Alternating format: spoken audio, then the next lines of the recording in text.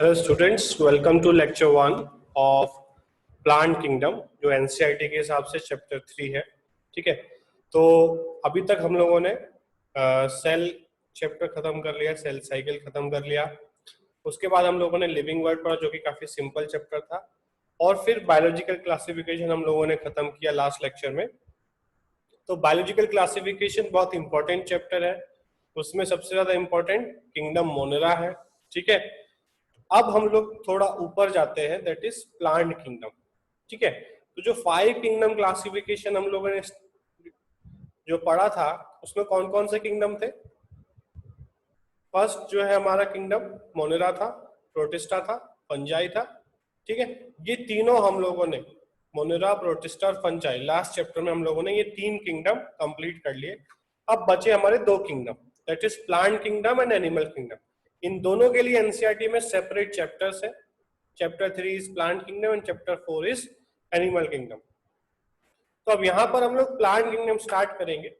इसमें सबसे पहले हम थोड़ा क्लासिफिकेशन के बारे में पढ़ेंगे। जैसे बायोलॉजिकल क्लासिफिकेशन था, वैसे ही कुछ टाइप्स के क्लासिफिकेशन है जिसके बेसिस पे प्लांट किंगडम को क्लासिफाई किया गया। ठीक है, ऐसा नहीं प्लांट किंगडम हम एक ही डिटेल में पढ़ लेंगे, इसमें भी फर्दर क्लासिफिकेशंस आएंगे, अलग अलग तरह के प्लांट हमको देखने को मिलेंगे। ठीक है, जैसे एल्गी भी एक प्लांट है और मैंगो का प्लांट भी एक प्लांट है। आप सोच सकते हो एल्गी और मैंगो का प्लांट कितना डिफरेंस है, बट दोनों प्लांट किंगडम में आते हैं। तो उसको भी हम लोग को फर्दर क्लासिफाई करना पड़ेगा। एल्गी को किसी दूसरे ग्रुप में रखना पड़ेगा, मैंगो प्लांट को किसी और ग्रुप में रखना पड़ेगा। ठीक है, तो सबसे पहले हम लोग यहाँ पर स्टार्ट करते हैं सिस्टम ऑफ बायोलॉजिकल क्लासिफिकेशन। ठीक है, तो कौन कौन से सिस्टम में? फर्स्ट है आर्टिफिशियल सिस्टम, दूसरा है नेचुरल सिस्टम और थर्ड है फाइलोजेनेटिक सिस्टम। ठीक है, कि कैसे क्लासिफिकेशन किया जाए डिफरेंट डिफरेंट ऑर्गेनिजम्स का। ठीक है, तो एक एक करके हम लोग इसको यहाँ पे समझते हैं। फर्स्ट आया हमारा आर्टिफिशियल क्लासिफिकेशन सिस्टम। ठीक है, it is the earliest system of classification. सबसे पहले ये क्लासिफिकेशन आया। They were based on vegetative characters और सुपरफिशियल मॉर्फोलॉजिकल कैरेक्टर्स। ठीक है, अब यहाँ पर दिक्कत जो था वो ये था कि ये वेजिटेटिव कैरेक्टर्स के ऊपर क्लासिफाई कर रहा था। ठीक है, अगर आपको किसी भी चीज को क्लासिफाई करना है तो आप कोई कांस्टेंट चीज को पकड़ेंगे उसके, है ना। जैसे आपको मान लो क्लास में बच्चों को क्लासिफाई करना है, तो आप वेट के बेसिस पे क्लासिफिकेशन करोगे या हाइट के बेसिस पे?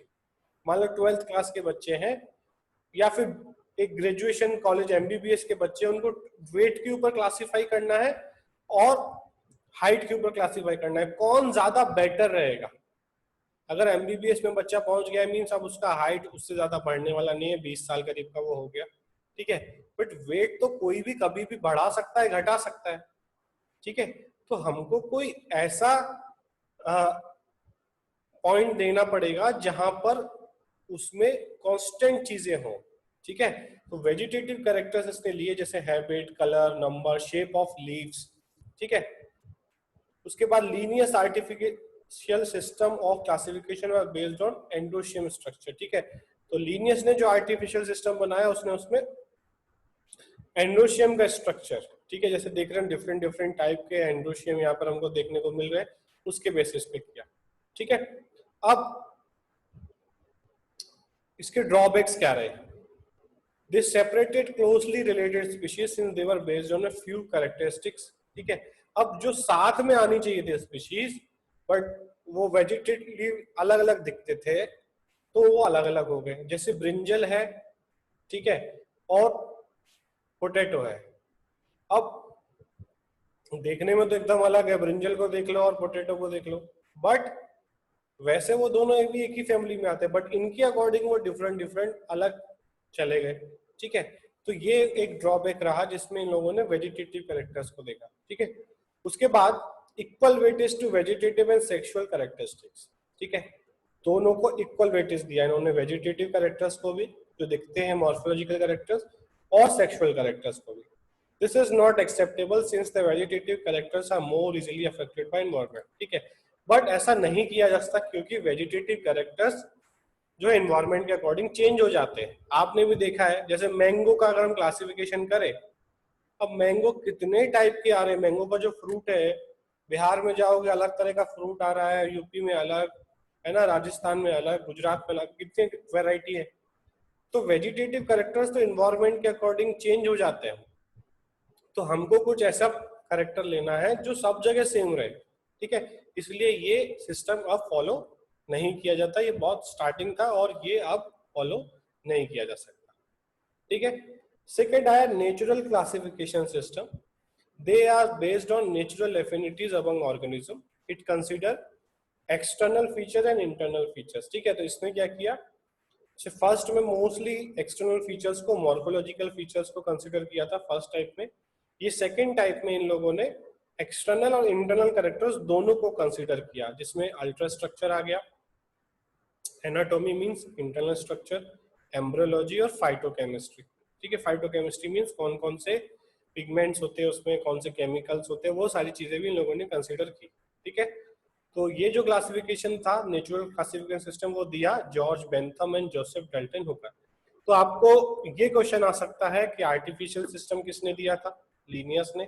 सेकंड आ सकता है नेचुरल क्लासिफिकेशन सिस्टम सबसे पहले किसने दिया, बेंथम एंड हुकर, ठीक है। और दोनों में क्या डिफरेंसेस है, क्लासिकल में और नेचुरल में, ये हमको देख लेना है, ठीक है। और थर्ड आया हमारा phylogenetic classification system. These are based on evolutionary relationship among organism, ठीक है। तो ये जो थर्ड है फाइलोजेनेटिक, ठीक है, ये जो है बहुत अच्छा रहा चीजों को कंपाइल करने के लिए, क्लासिफाई करने के लिए, क्योंकि इसने फाइलोजेनेटिक रिलेशनशिप ढूंढा, इवोल्यूशनरी रिलेशनशिप ढूंढा, मींस कौन किससे कितना कनेक्टेड है, ठीक है, समझ गए। तो जो मैंने पहले भी समझाया है कि एक डॉग है, एक मैन है, एक मंकी है। अगर हम एक्सटर्नल फीचर्स देखने जाएंगे तो तीनों को हम बहुत दूर दूर रखेंगे क्योंकि कुछ भी मैच नहीं हो रहा है। बट अगर देखा जाए तो डॉग, मैन और मंकी दोनों का बहुत सारे कैरेक्टर्स मैच होते हैं, उनका 99% डीएनए भी मैच होता है, ठीक है। तो वो फाइलोजेनेटिक रिलेशनशिप निकाल के हम कर सकते हैं कि मैन और मंकी को अगर हम एक ऑर्डर में रख दें, बट डॉग को दूसरे ऑर्डर में रख दें, दूसरे क्लास या दूसरे फैमिली में रख दें, ठीक है। तो फाइलोजेनेटिक क्लासिफिकेशन सिस्टम जो है वो ज्यादा बेटर सिस्टम है, क्योंकि ये एक कहां से डेवलप हुआ, ठीक है। जैसे यहाँ पे हम देख रहे हैं 12 to 16 मिलियन ईयर्स अगो, वहीं से ये क्लासिफिकेशन स्टार्ट हुआ है, ठीक है। तो इस तरीके से हम बेटर क्लासिफिकेशन कर सकते हैं इस थर्ड वाले सिस्टम को यूज करके, ठीक है। उसके बाद other sources to resolve the problem in classification, ठीक है। अब अदर सोर्सेज जो यूज किए, जैसे फर्स्ट है न्यूमेरिकल टेक्सोनॉमी, ठीक है। तो इसमें क्या किया, it is based on all observable characteristics, ठीक है। तो कैरेक्टर मान लो 10 कैरेक्टर हम लोगों ने उसके देखे, मान लो फ्लावर कैसा है, सीड कैसा है, उसका हाइट कितना रहता है, लीव्स कैसे, ऐसे अलग अलग कैरेक्टर्स हम लोगों ने लिख लिए, ठीक है। It is carried out using computer, number and codes are assigned to all characters and the data are processed, ठीक है। अब क्या किया, जो अलग अलग टेक्स्ट है उसमें देखा, जैसे फर्स्ट है फ्लावर शेप, तो क्या सबका सेम आ रहा है, फिर उसके बाद है फ्लावर कलर, क्या सबका सेम आ रहा है, उसके बाद फ्रूट है या नहीं, ठीक है। तो कंप्यूटर बेस्ड सिस्टम बनाया जिसमें बहुत सारी चीजों को साथ में कंपेयर किया जा सकता है, ठीक है। और 10 hundreds of characters can be equally consider, ठीक है। तो न्यूमेरिकल टेक्सोनॉमी में एक तरफ हम लोगों ने कैरेक्टर्स ले लिए और दूसरी तरफ हम लोगों ने डिफरेंट डिफरेंट टेक्सा ले लिए और देखे कौन किसके कितने पास आएगा। जैसे फर्स्ट टेक्सा है ए, इसमें हम देख रहे हैं कि 9 कैरेक्टर्स इसमें है। अब हम देखेंगे ए के पास कौन सा है, तो हम देखेंगे इसमें जो है 6 कैरेक्टर्स बी में मैच हो रहे हैं, बट अगर हम यहाँ देखें सी में 1 2 3 4 5 6 7 8, तो ए और सी ज्यादा क्लोज होंगे एज कम्पेयर टू ए और बी, ठीक है। तो ये न्यूमेरिकल टेक्सोनॉमी से हम लोग कंसीडर कर सकते हैं कि कौन से टेक्सा कौन कितना किसके पास है, कौन कितने सिमिलर है, ठीक है। जैसे डी देखें, अगर हम ए और डी में जो है 3 कैरेक्टर्स मैच हो रहे हैं, ठीक है, और ए और ई में भी 3 कैरेक्टर्स मैच हो रहे हैं, सबसे सेपरेट रहेंगे, सबसे दूर रहेंगे ए से, ठीक है। इससे जो है हम बहुत सारे हंड्रेड्स ऑफ टेक्सा को, 100 ऑफ कैरेक्टर्स को एक साथ मैच कर सकते हैं बाय यूजिंग कंप्यूटर सॉफ्टवेयर, ठीक है। उसके बाद हमारा आता है cytotaxonomy. It is based on cytological information, means chromosome number कितना है, स्ट्रक्चर क्या है, उसका बिहेवियर क्या है, ये सारी चीजें हम लोग कंसिडर कर सकते हैं। उसके बाद chemotaxonomy, it uses the chemical constituent of plant, ठीक है, कौन कौन से केमिकल वो प्लांट बनाता है उसके बेसिस पे हम लोग उसको क्लासिफाई कर सकते हैं, ठीक है। तो अभी तक हम लोगों ने डिफरेंट सिस्टम्स पढ़ लिए, इसमें हमको ये पता चल गया कि फाइलोजेनेटिक सिस्टम जो है वो सबसे बेस्ट है as compare to first and second, और उसमें और कौन कौन से टूल्स यूज किए जा सकते हैं फॉर बेटर क्लासिफिकेशन, ठीक है। तो इसमें हम लोग न्यूमेरिकल टेक्सोनॉमी यूज कर सकते हैं, साइटो टेक्सोनॉमी यूज कर सकते हैं और कीमो टेक्सोनॉमी यूज कर सकते हैं, ठीक है। अब बात करते हैं हम लोग प्लांट क्लासिफिकेशन सिस्टम की, ठीक है। तो traditionally plant kingdom has divided into two sub kingdoms named as phanerogams and cryptogams, ठीक है। तो जितने भी प्लांट है उनको दो पार्ट में डिवाइड किया है, फेनेरोगेम और क्रिप्टोगेम, ठीक है। फर्स्ट है cryptogam, concealed or gamos mean married, all non-flowering plants such as algae, fungi and lichen, mosses, fern are included in this subkingdom, ठीक है। तो जो भी नॉन फ्लावरिंग है, जिसपे फ्लावर नहीं आ रहा है, वो सब इसमें रखा है। इसमें भी फर्दर क्लासिफिकेशन किया है हम लोगों ने बेसिस पे, इसमें थैलोफाइटा, ब्रायोफाइटा और टेरिडोफाइटा, ये हम लोग और डिटेल में अगर चार्ट के थ्रू देखेंगे। दूसरा है फेनेरोगेम्स, all flowering plants which bear seeds are included in this group, they are known as spermatophytes, mean जिसमें सीड्स आ रहे, ठीक है, उनको हम लोगों ने फेनेरोगेम्स में रख दिया, ठीक है। तो क्रिप्टोगेम्स में सीडलेस प्लांट्स आएंगे और फेनेरोगेम्स में सीड बियरिंग प्लांट्स आएंगे।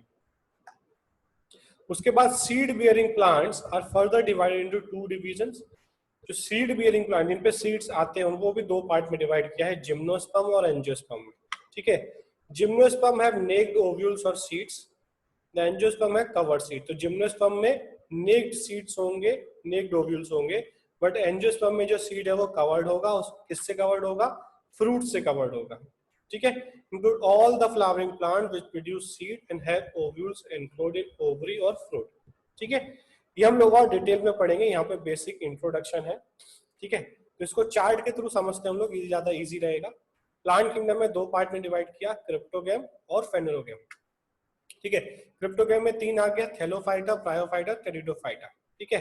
ये बहुत पहले के क्लासिफिकेशन है, जैसे हम थैलोफाइटा में देख रहे हैं एल्गी और फंजाई आ रहा है, बट फंजाई को एक अलग किंगडम बना दिया गया है, ठीक है। तो यहाँ पर हम क्या पढ़ेंगे? एल्गी पढ़ेंगे, फिर हम लोग पढ़ेंगे सेकंड ब्रायोफाइटा, फिर पढ़ेंगे टेरिडोफाइटा, ठीक है। ये फर्दर क्लासिफिकेशन हम आगे चलेंगे तब देखेंगे। उसके बाद सीड बियरिंग प्लांट्स, ये सारे तीनों कौन? एल्गी, ब्रायोफाइट और टेरिडोफाइट क्या हो गए? सीडलेस प्लांट, जिनपे सीड नहीं आता। दूसरा फेनेरोगेम जो सीड बियरिंग प्लांट्स है, उसमें जिम्नोस्पर्म और एंजियोस्पर्म हो गए। जिम्नोस्पर्म मींस नेक्ड सीड और एंजियोस्पर्म मींस कवर्ड सीड, ठीक है। फिर एंजियोस्पर्म को डाइकोट, मोनोकोट में डिवाइड कर सकते हैं, ये हम लोग जब उस पे आएंगे तब उसको डिटेल में समझेंगे, ठीक है। तो इस चैप्टर में हम लोग को अगर सिंपल लैंग्वेज में समझा जाए तो हमको ये 5 चीजें पढ़नी है, ठीक है। एल्गी, ठीक है, ब्रायोफाइट्स, टेरिडोफाइट्स, जिम्नोस्पर्म और एंजियोस्पर्म, ठीक है। एल्गी आपने लोगों ने देखा होगा, बहुत सिंपल है, थैलोइड स्ट्रक्चर है उसका। कोई thalloid structure means which cannot be differentiated into root, stem और leaves, ठीक है। एल्गी में हमें ऐसा नहीं देखने को मिलता कि ये उसकी रूट है, ये इसकी स्टेम है, ये इसकी लीव्स है, वो हमको देखने को नहीं मिलता, उसको हम बोलते हैं थैलोइड स्ट्रक्चर, इसलिए ये थैलोफाइटा में आता है, ठीक है। उसके बाद ब्रायोफाइट्स, एल्गी से थोड़े बड़े साइज में, थोड़े एडवांस, ठीक है।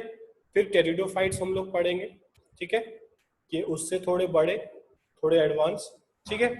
उसके बाद हमारा आता है जिम्नोस्पर्म और एंजियोस्पर्म, ठीक है।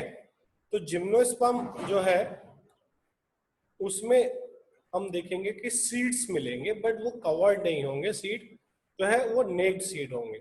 उसके बाद एंजियोस्पर्म में जो है सीड्स जो है कवर्ड होंगे और फ्रूट आएंगे, और angiosperm are true flowering plants, ठीक है। कोई भी प्लांट है जिसमें फ्लावर आ रहा है उसको हम बोल सकते हैं कि इट इज एन एंजियोस्पर्म, ठीक है। तो ये तीनों जो है वो क्रिप्टोगेम हो गए और ये फेनेरोगेम हो गए। फेनेरोगेम में भी true flowering plants are angiosperm. और हमारे आसपास जो हम मोस्टली प्लांट्स देखते हैं आजकल, अगर अभी प्रेजेंट सिचुएशन में अगर हम देखें तो 95% प्लांट जो हम अपने आसपास देखते हैं दे आर एंजियोस्पर्म्स, ठीक है। कुछ हमको जिम्नोस्पर्म देखने को मिलेंगे। ब्रायोफाइट, टेरिडोफाइट्स हमारे आसपास बहुत कम होते हैं, ठीक है, मोस्टली हिली एरियाज में या कुछ पर्टिकुलर हैबिटेट मिलते हैं। और एल्गी भी हमारे आसपास हम देखने को मिल सकती है, बट बहुत कम अमाउंट में देखने को मिलेगा, ठीक है। ये मोस्टली वाटर बॉडीज, रिवर्स, उस सब में ज्यादा देखने को मिलेगा, ठीक है। तो एक एक करके हम यहाँ पर इनको समझेंगे, ठीक है। ये चैप्टर में से 2 से 4 क्वेश्चन आ सकते हैं, कभी 4 आते हैं, कभी 2 आते हैं, कभी 3 आते हैं, ठीक है। इसमें सबसे इंपॉर्टेंट जो है वो हमारा पड़ता है एल्गी और एंजियोस्पर्म, ठीक है। एल्गी और एंजियोस्पर्म से ज्यादा क्वेश्चन आए हैं, बट किसी से भी कितने भी आ सकते हैं, इसमें हम कुछ डिफरेंशिएट नहीं कर सकते कि किससे कितने क्वेश्चन आएंगे। तो आपको सबको इक्वल वेटेज लेके चलना है, ठीक है। तो नेक्स्ट लेक्चर में जो है हम लोग एल्गी स्टार्ट करेंगे। एल्गी में भी फर्दर डिवीजन होगा, आप लोगों ने पहले भी पढ़ा होगा, green algae, red algae, brown algae, ठीक है। उसी तरीके से ब्रायोफाइट है, सब में फर्दर क्लासिफिकेशन होगा। आपको क्या क्या समझना है अभी से आप दिमाग में रख लीजिए, उसमें कितने टाइप्स हैं, एग्जाम्पल बेस्ड क्वेश्चन आते हैं, कौन कौन सा फूड स्टोरेज है और उसकी लाइफ साइकिल, ठीक है। Examples, life cycle, food storage, ठीक है। और टाइप्स के क्वेश्चन आ सकते हैं, पर्टिकुलर कुछ करेक्टर हो उस टाइप में, तो ठीक है। इस तरीके से ये पांचों को हम पढ़ना है, ठीक है।